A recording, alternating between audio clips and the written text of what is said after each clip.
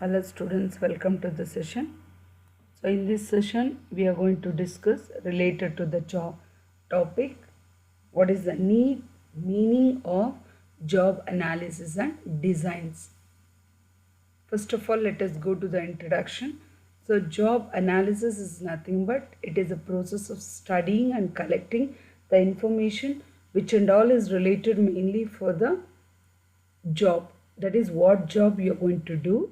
Related to that, what is the responsibility that is there about that job when you are going to collect the information by studying in depth, no, then you will be calling that as a job analysis. So ಯಾವುದೇ ಕೆಲಸ ಆಗಿರಲಿ ಅದರ in depth ಆಳವಾಗಿ ಅದರ ಬಗ್ಗೆ ಮಾಹಿತಿಗಳನ್ನೆಲ್ಲ collect ಮಾಡಿಕೊಂಡು ಆಮೇಲೆ ಅದರ ಬಗ್ಗೆ ಜವಾಬ್ದಾರಿ ತಗೊಳ್ತಾರೆ. That you will be calling as a job analysis. Then let us know what is the meaning of job design andre enu. So job design is nothing but it is going to involve systematic attempt. That is nothing but design. ನಾವು ಯಾವ ಕೆಲಸ ಮಾಡಬೇಕು ಅಂತ ಅಂದ್ಕೊಂಡಿರ್ತೀರೋ ಅದಕ್ಕೆ ಅದನ್ನು systematic ಆಗಿ ಮಾಡಬೇಕು ಅಂದರೆ ಏನೇನು ಕೆಲಸಗಳನ್ನು ನಾನು ಮಾಡ್ಕೋಬೇಕು, what and all the preparation that I have to do. So related to that, what and all the duties, responsibility in order to achieve that goal, no, the preparation that you are going to make, that only will be calling as a design anta karitira. So now let us forego related to the job analysis. Generally aವಾಗ ಹೇಳ್ದಂಗೆ ಅಂದರೆ right ವ್ಯಕ್ತಿಗೆ right job right ಟೈಮಲ್ಲಿ right ಪ್ಲೇಸಲ್ಲಿ ಕೊಡೋದನ್ನೇ you will be calling as a job analysis. ನಾವು will be learning what are the purpose of job analysis. So purpose of job analysis is nothing but generally it will be having 8 purpose. First one is nothing but it is helping as a guide for recruitment, selection, placement and employee counseling. First of all, job analysis ಅಂತ ಗೊತ್ತು, ಮಾಹಿತಿ ಎಲ್ಲ already collect ಮಾಡ್ಕೊಂಡಿರ್ತೀಯ. So ಹಾಗಾಗಿ ಅದು ನಮಗೆ direction ಥರ ಕೊಡುತ್ತೆ. ಅಂದರೆ ಯಾವ ಥರ ಮಾಡಬೇಕು, ಎಷ್ಟು ವೇಕೆಂಟ್ ಪೋಸ್ಟ್ನ ಕರಿಬೇಕು, ಎಷ್ಟು ಜನ ಸೆಲೆಕ್ಟ್ ಮಾಡಬೇಕು, how many members I have to place the job and how many employees I have to counsel related to that particular job. ಅದಕ್ಕೆ ಗೈಡ್ ಮಾಡೋದಕ್ಕೆ ಹೆಲ್ಪ್ ಆಗುತ್ತೆ ಫಸ್ಟ್ ಒನ್ನು. ಸೆಕೆಂಡ್ ಒನ್ನು, ಯಾವ ಉದ್ದೇಶಕ್ಕೆ ಜಾಬ್ ಅನಾಲಿಸಿಸ್ ಮಾಡ್ತಾರೆ ಅಂದರೆ because it will be helping us to evaluate the job and determine the salary. ಯಾರು ಯಾವ ಕೆಲಸ ಮಾಡೋಕ್ಕೆ ಅರ್ಹರಾಗಿರ್ತಾರೆ ಅವ್ರಿಗೆ ಎಷ್ಟು ಸಂಬಳ ಕೊಡಬೇಕು ಅನ್ನೋದನ್ನು ಕೂಡ ಡಿಸೈಡ್ ಮಾಡೋದಕ್ಕೆ job analysis going to help. And even the job hierarchy, it is helping mainly for promotion and transfer also.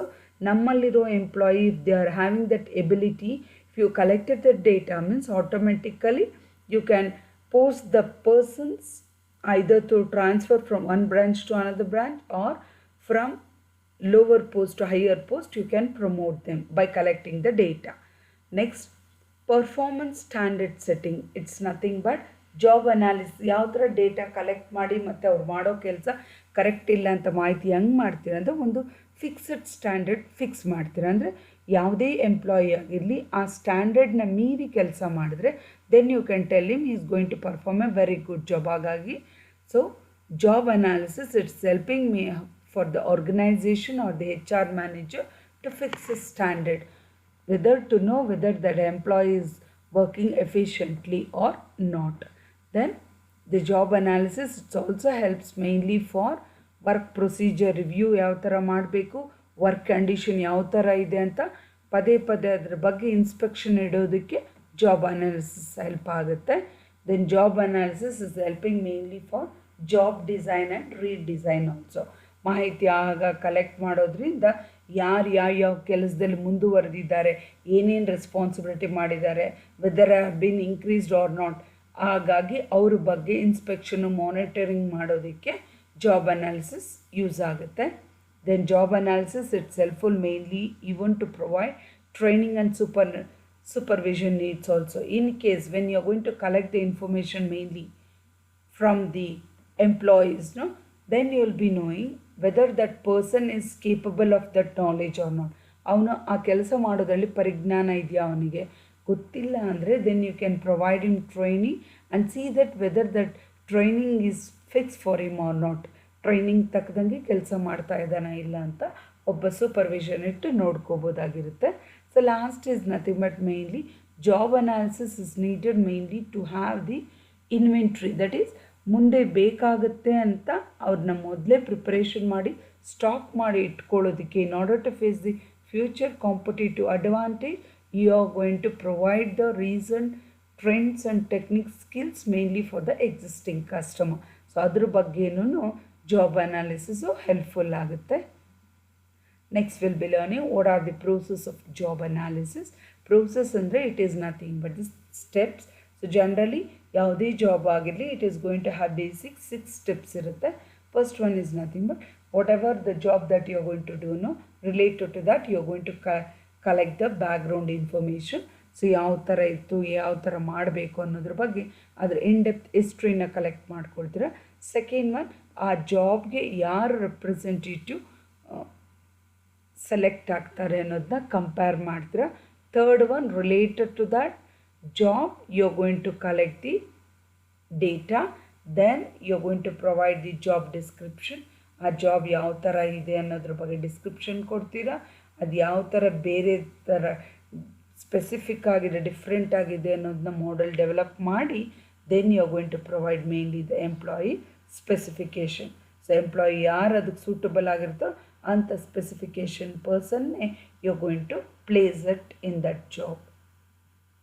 Next will be having ಹಂಗಾರೆ what are the advantages of job analysis. Generally job analysis it's helping for you to collect the present data. ಇವಾಗ ಬೇಕಾಗಿರೋ ಮಾಹಿತಿ ಇಮಿಡಿಯೇಟಾಗಿ, ಯಾಕಂದರೆ review ಅವಾಗ ಮಾಡ್ತಾ ಇರೋದ್ರಿಂದ present immediate data ತೊಗೊಳೋದಕ್ಕೆ help ಆಗುತ್ತೆ.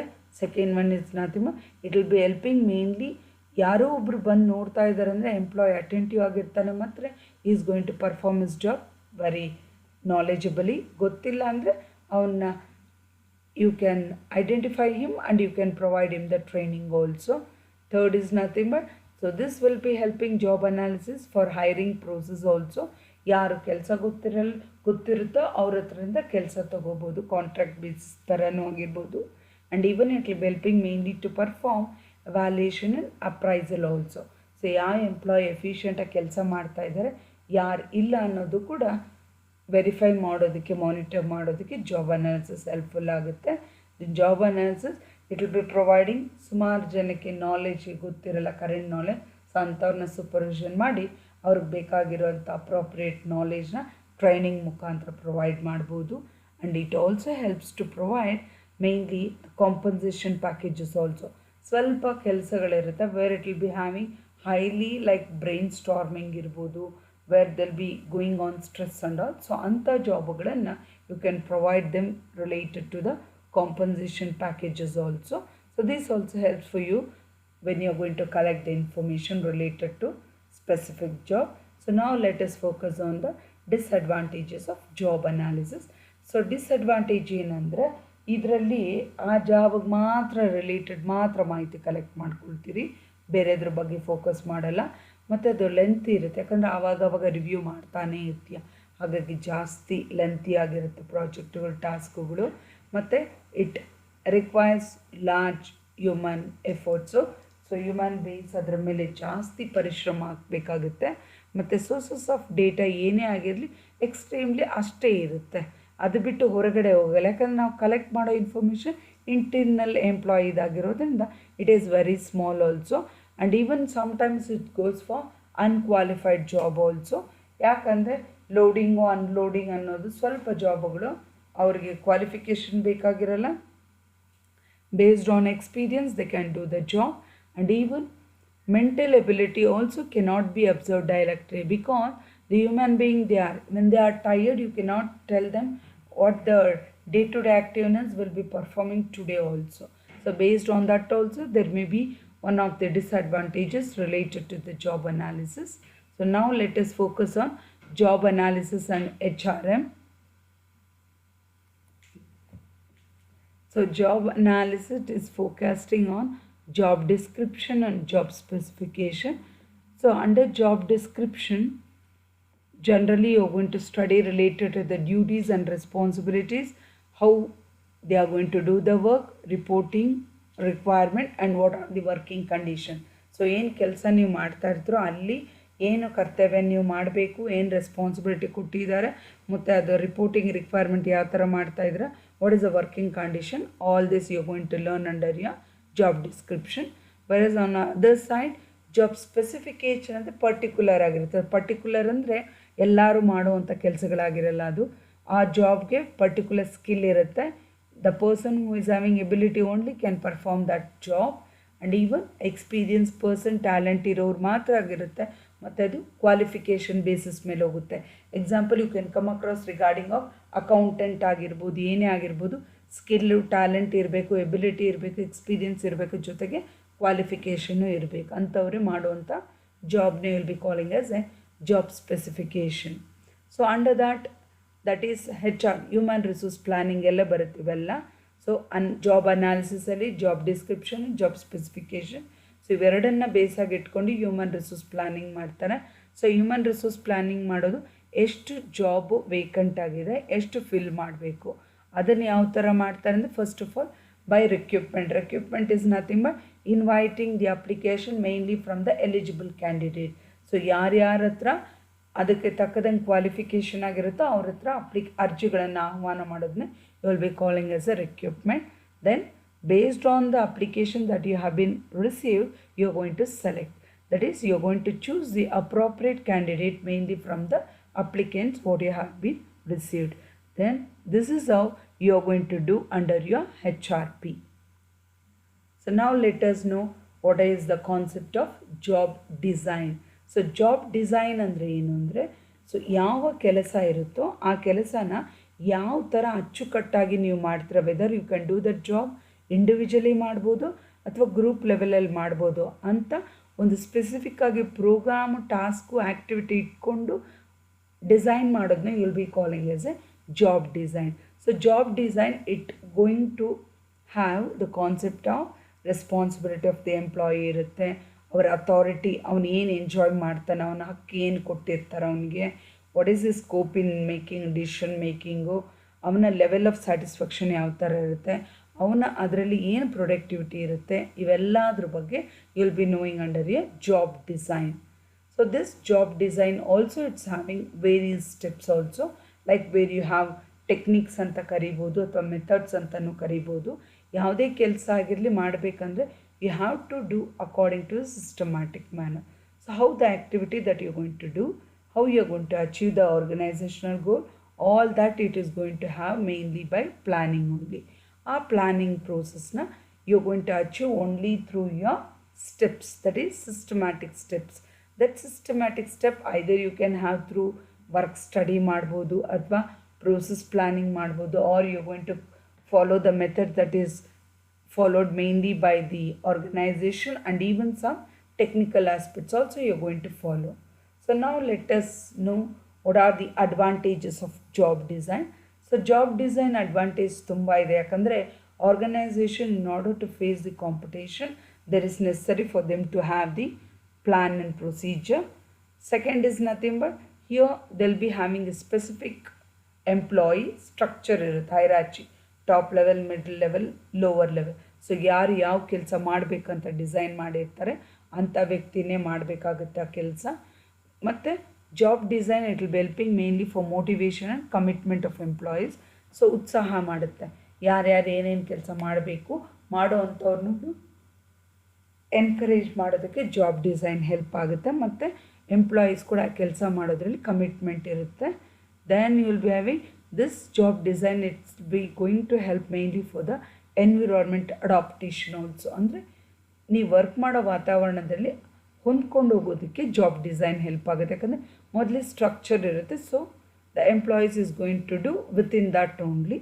ಲೇಬರ್ ರಿಲೇಷನ್ ವೆರಿ ಗುಡ್ ಇರುತ್ತೆ, ಕ್ವಾಲಿಟಿ ಆಫ್ ವರ್ಕ್ ಲೈಫ್ ಚೆನ್ನಾಗಿರುತ್ತೆ, and even over all there will be having productivity of the organisation.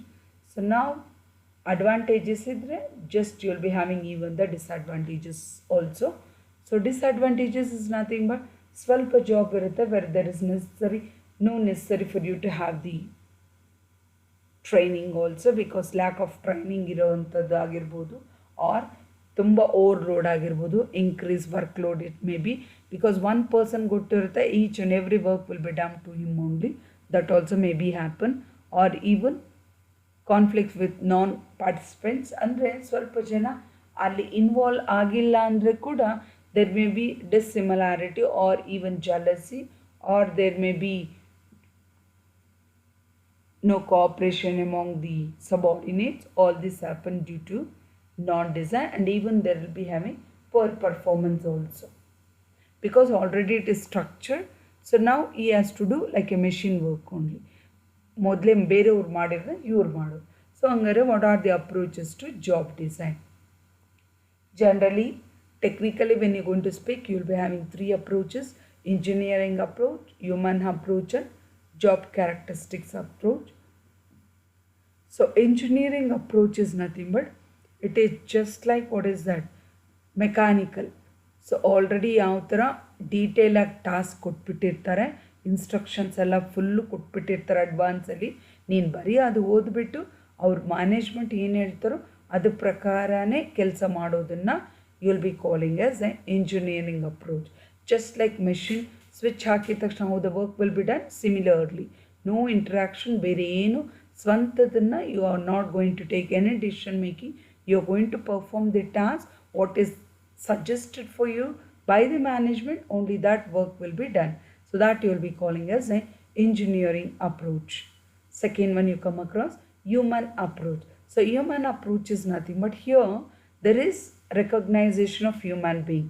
So ನಿಮ್ಮಲ್ಲಿ ಯಾವುದು ಇಂಟ್ರೆಸ್ಟ್ ಇದೆ, ನೀನು ಏನು ನಿನ್ನ ಕೆಲಸಕ್ಕೆ ಪ್ರತಿಫಲ ಕೊಡ್ತೀಯಾ, what is your satisfaction, what is your achievement, ಏನು ನಿನ್ನ responsibility, what is the growth that you have, ಎಲ್ಲದ್ರ ಬಗ್ಗೆನೂ ಒಂದು ಎಂಪ್ಲಾಯಿ ಅವನ ಜಾಬ್ ಸ್ಯಾಟಿಸ್ಫ್ಯಾಕ್ಷನು, ಅವನ ಅಡ್ವಾನ್ಸ್ಮೆಂಟು, ಅವನ skill, everything you are going to consider and you are going to provide mainly the design for him to do.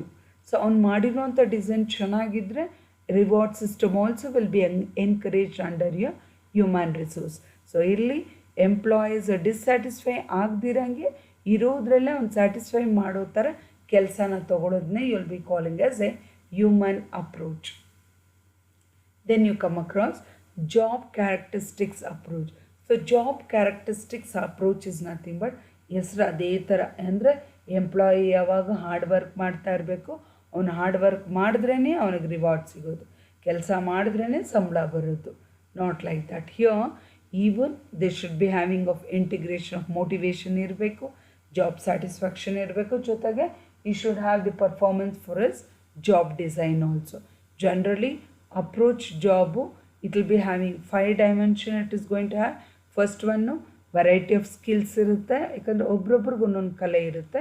That has to be identified mainly by the management. Task identity. So task is nothing but ಏನೇ work ಮಾಡಿದ್ರೂ ಅವರು different ಸ್ಟೈಲಲ್ಲಿ ಇರುತ್ತೆ. They are going to follow their own methods and tactics. So that also has to be identified. Task significance. So ಯಾರು ಯಾವ ಕೆಲಸ ಚೆನ್ನಾಗಿ ಮಾಡಿರ್ತಾರೋ ಎಲ್ಲನೂ ಒಂದೇ ಬೇಸಿಸ್ ಆಗಿ ಮಾಡಬಾರ್ದು. You should give importance mainly the work that is done mainly by the appreciation persons and autonomy. Autonomy is nothing but individual attention should be given and the feedback also has to be carried out based on the job whatever you are going to do.